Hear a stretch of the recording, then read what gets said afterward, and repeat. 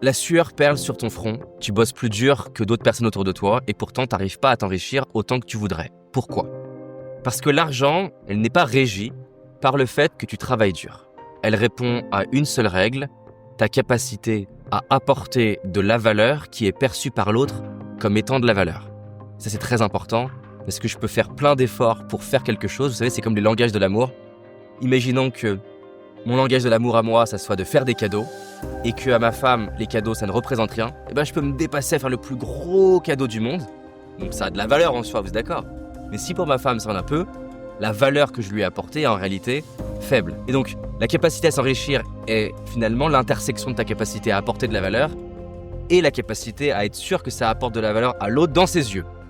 Le top 1% ne travaille donc pas plus dur, il travaille sur des problèmes. Écoutez bien, là c'est très important si vous comprenez ça, d'autant plus si vous êtes entrepreneur ou que vous voulez l'être, c'est déterminant. J'ai mis du temps à le comprendre et ça m'a ralenti dans ma capacité à devenir libre financièrement. Plus le problème il est douloureux, plus ils vont être prêts à payer. Plus le problème il est urgent, plus le prix devient secondaire. Plus ton produit touche à l'identité des gens, plus c'est fort. Plus le problème il est populaire, plus tu vas pouvoir toucher du monde. Plus le problème il est fréquent, plus tu vas gagner de l'argent. Arrêtons-nous un instant sur ça. Parce que le point, c'est pas simplement de l'entendre, mais vraiment de réaliser. Peut-être que je passe du temps à résoudre des problèmes qui sont pas si douloureux pour les gens, pas si urgents. Un problème qui, une fois résolu, il n'y a pas d'autres problèmes à la suite de ça, et donc je vais avoir du mal à pérenniser la relation. Ne touche aucun statut et n'est partagé par un nombre infime de personnes.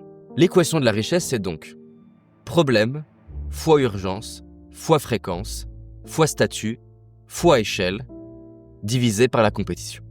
Ça veut dire que moins il y a de compétition pour faire ces 5 choses au-dessus, naturellement, plus tu vas t'enrichir. Et donc, à chaque fois que tu vas aborder le choix de ce sur quoi tu mets ton énergie, tu passes par ces 5 filtres. La seule façon d'entrer dans le top 1% et de gagner donc plus que 99% des gens, c'est de combiner des compétences qui sont rares pour résoudre un problème d'une manière unique. Parce que si tu arrives à résoudre un problème qui est douloureux et urgent à résoudre avec un ensemble de compétences que seul toi possèdes, ta valeur va augmenter. Parce que l'argent répond à une loi dont tu as déjà entendu parler qui est l'offre et la demande. Si le problème il est douloureux, il y a de la demande. Et si de l'autre côté, il y a très peu d'offres parce que tu as développé une capacité à résoudre ce problème de manière unique, naturellement, tu vas pouvoir positionner tes prix de manière bien plus élevée.